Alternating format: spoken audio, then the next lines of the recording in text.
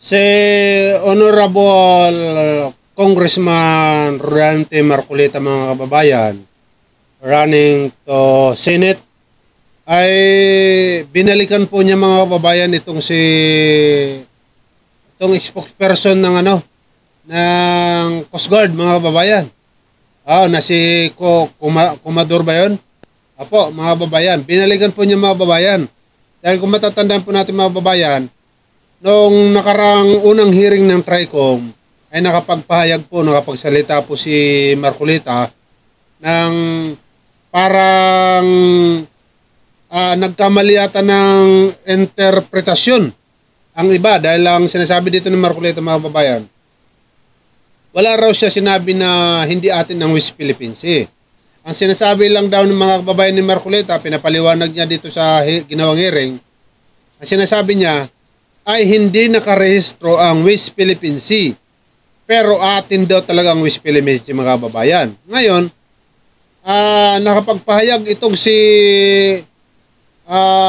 Comador, mga kababayan, na nagpa-interview siya. Ang sinasabi niya dito, na ayon sa sinabi ni Pangulong Bongbong Marcos, na ang sinabi niya nung nakaransuna, mga kababayan, na sinabi niya, atin ang West Philippine Sea, hindi yan katang-isip. Ngayon po, inulit naman ni Comador.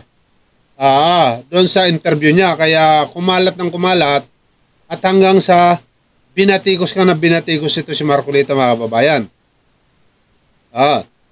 Ngayon, ang gusto mangyari ni Marcolita, mga kababayan, simple lang.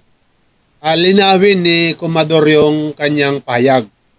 Hanggang sa nagkaroon na po sila ng palitan ng sagutan, mga kababayan. Para sa narito, pakinggan natin ang kanilang palitan ng sagutan, mga kababayan, ni Honorable Congressman Marcolita at saka versus Philippine Coast Guard, mga kababayan. PCG, Philippine Coast Guard, PCG pala. Philippine Coast Guard, mga kababayan. Nakapagsalita ng Philippine Coast Guard. Ayan, mga kababayan, narito, pakinggan natin, mga kababayan, ang kanilang balitaktakan. Mr. Commodore, you just called me a traitor, sir. Nasa Facebook po, nasa social media. Sir, we didn't use the word traitor. Mr. Chair, with your permission. Butit inulit mo, Commodore. Bago ka sumagot doon sa tanong niyang Juan, patapusin mo muna yung legislator and then you wait until you're recognized by the chair, okay? Yes, sir. Thank you. Thanks, sir. Please proceed. You said that you did not say that I am a traitor, but it is in the social media. Did you take an effort to clarify that so that you could not mislead people because they might believe that you have said that? It is only now that you are disowning this statement. Mr. Chair. Mr. Chair. Yes, sir. To the Honorable Marcolita, sir. Let's put it on record. I did not use the word traitor in describing your statement that the West Philippine Sea ay katang-isip lamang po. Let me read my post on X. I stand by the statement of President Bongbong Marcos when he said ang West Philippine Sea ay hindi katang-isip natin lamang. Ito ay atin, ito ay mananatiling atin hanggang nag-aalab ang diwa ng ating minamahal na bansang Pilipinas. Hearing someone claim that the West Philippine Sea is merely a fabrication of the Philippine government is a disservice and an embarrassment to their entire party, the organization he belonged to, and even their own family. How can the one face the younger generations today and tell them that our exclusive economic zone to the west of our archipelago is non-existent, effectively giving up the fight to assert their rights as Filipinos in the West Philippine Sea? Mr. Chair, sinabi ko ba na katang-isip Pang West Philippine Sea? I cannot recall, Mr. Chair. Hindi, kasi ang salita mo dyan, merong nagsabing katang-isip. Sinabi ko ba na katang-isip ang West Philippine Sea? I said I stand by the statement of the President. I did not mention you said it, sir. Meron kang katang-isip na sinabi din eh. To whom are you referring that? No, sir. The katang-isip phrase was the President's statement during his SONA. I just merely restated the statement of President Bongbong Marcos. Kaya nga, when he you are now delivered it to SONA. Kaya mo lang nilabas yan after I said that there is no such thing as West Philippine Sea. But that is in context of the fact that it is not yet registered in the International Hydrographic Organization. Alam mo, Commodore, ang procedure.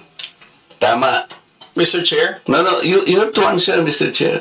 Alam Yes, mo sir. yung procedure kung paano maitatala, kung paano natin papangalanan ang isang karagatan na tayo ang may-ari. You know the procedures, right? With respect to the 19th Congress who passed You the have Republic to Act answer my question, Mr. 12064, Chair. the Philippine Maritime Zones Act, sir, the West. Kindly repeat your question.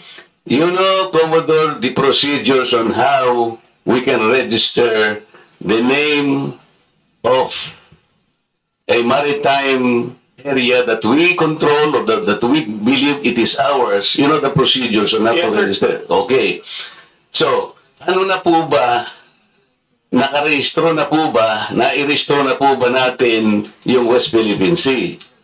Sir, with regard to your question, there must be a legislation and then submit it to the international. Oo nga, meron na po tayong legislation. And Yes, as a sir. matter of fact, nagagawa na po yung Congress. Kailangan po talaga yon. Yes, sir. Nagpasimula tayo sa administrative order, pero kulang yon. Kaya nga po ang Congress gumawa para tulungan po kayo. Okay, sa ngayon po, sa tagal na po ng proseso, yun po yung dapat ninyong palaging gagawin. Kailangan lahat ng lakas natin gamitin, maparehistro po natin. Pero ngayon, hindi pa nakarehistro. Tama po. Again, sir, answer your question in Please. steps by Hold step. on, sandali. Yes, sir. Please answer the question directly. The question calls for a yes or no. No, sir. If it's in IHO, yes, through legislation. Sinasabi ko yung IHO because this is the only world body that officially names a particular area of the sea.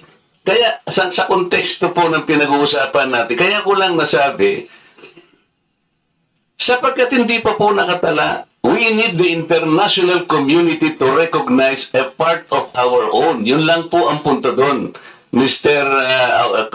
Commodore. So kung hindi pa po nakatala, tama po ako, hindi ba? No, sir. You are inconsistent. No, sir. I did not say that you're correct. I will not agree that you are correct. West Philippine Sea is our exclusive economic zone.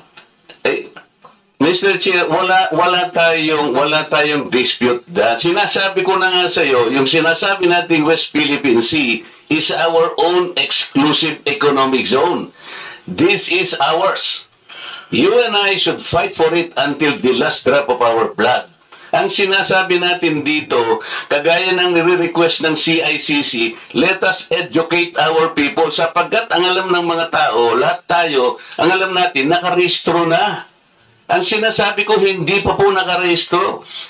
Ikaw ba pwede kang mag-enroll sa isang eskwela nang hindi ka nag-register, nang hindi ka nag-enroll? You answer my question. Of course, sir. There is a legislation. Kaya hindi pa nakarehistro, Mr. Chair. This is the only point. Let us not create a mountain out of molehill. Bigla mong sasabihin, in response to what I said, tatang-isip o blah blah blah, at lumabas sa traitor. Hindi ka man lang gumawa ng effort, for example, na I did not say that. Ngayon mo lang sinasabi. But you know, people are bashing me. I am pro-China. When is the last time or the first time that I am pro-China? Again, Mr. Chair, I never said that you are a traitor.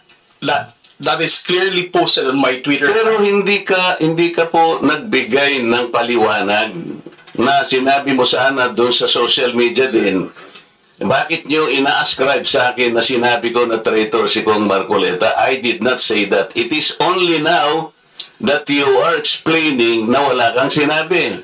But kumalat na sa social media, kaya nga tayo nandito. These are the excesses and the abusiveness of social media, Mr. Chair. Nangyari na.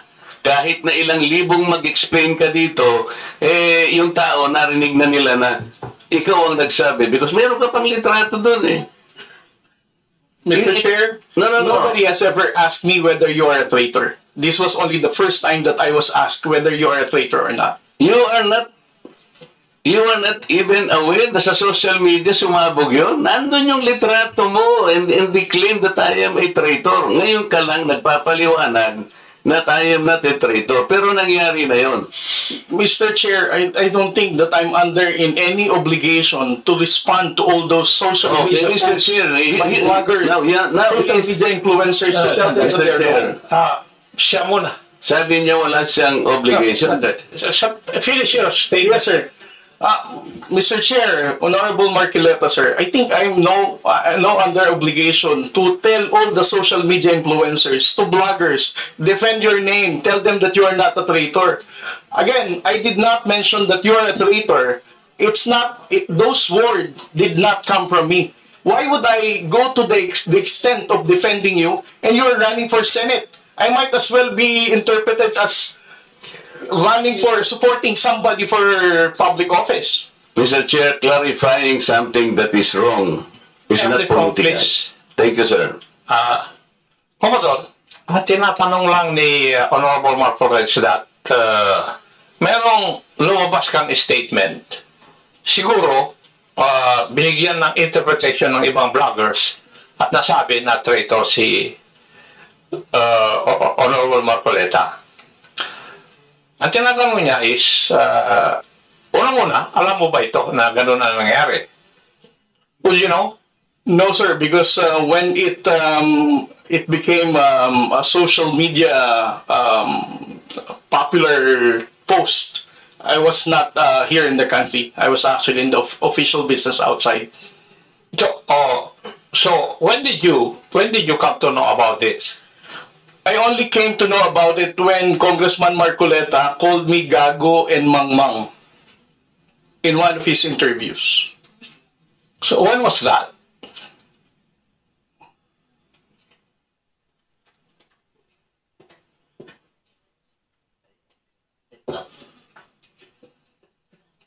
During his interview last February 10, huwag tayong magpagago at magpaka-ignorante katulad ng Commodore na yan. So, at that point in time, ang tinatanong kanina ni Honorable Marcoleta na merong misinterpretation doon sa iyong statement sa social media. Yes, sir. And you did not bother na i-correct man lang yun. Yun ang dinadrive ni Honorable Marcoleta kanina pa. Yes, sir. So, please answer that question. You did not do anything. I did not do anything, sir. Okay. Why? Why did you not do anything? It's because, sir, if I'm going to keep on defending because one... No. Yeah. You are not supposed to defend me. Yes, sir. Because It as I is said, true, Mr. Chair, that he did not call me traitor, but it continues to be there and to be consumed by the public through the social media. I think it is his responsibility to deny it if it did not come from him. That is all I was asking. And I think this is not too big for him to do. Yun lamang eh. Yeah, but I admitted that he did not do anything. Yun lang, that's why I'm asking why. Is it not important to you to correct something that did not originate from you? it's because, Mr. Chair, the only time I learned about that was when I heard about your interview calling me Gago and Mangmang. Why would I even defend you if you're calling me Gago? As a commissioned officer of the Philippine Coast Guard, being a spokesperson, calling me Mangmang, not knowing what I'm saying. But actually, if you will read that context, How would I even the defend act of you? doing it is the one that is gago. Di ba? Yung ganon, not necessarily the person eh. Sabi ko nga sa'yo, kung kinurek mo man lamang yun, because it continue to be there in the social media, Mr. Chair. Yun ang nakakasama sapagkat people, no, hindi ko naman sinabi talaga yun. Mamamatay siya because it came from you. Pero pag hindi mo sinabi at you continue to be silent, akala ng tao, sinabi mo. So that is the problem, Mr. Chair. And I think we are hearing this in order to correct the misconception and misinformation because it continues to spread. If you get the point, Commodore, Mr. Chair. Mr. Chair, again sir, kung bakit ko po hindi binawi ay dahil nalaman ko lamang po itong balita na ito na nag-spread siya nung nagpa-interview po kayo na ginagago niyo po ako. As a human being, how would I defend somebody na ginagago po ako sa public interview? Mr. Chair, kung titingnan mo yung konteksto ng pagkakasalitan, hindi ikaw ang ginagago. Ikaw ang ginagago. Ang sinasabi ko rito, let us defend our own nang hindi tayo nagiging gago o kaya nagiging emotional. It's actually hindi sa tao kung hindi yung act na halimbawa wala tayong ginawa o kaya sinabi natin. Kasi nagmumula ako, Mr. Chair, sa pagkakasabi na hindi man lang tiningnan mabuti saan ba nang galing itong narrative.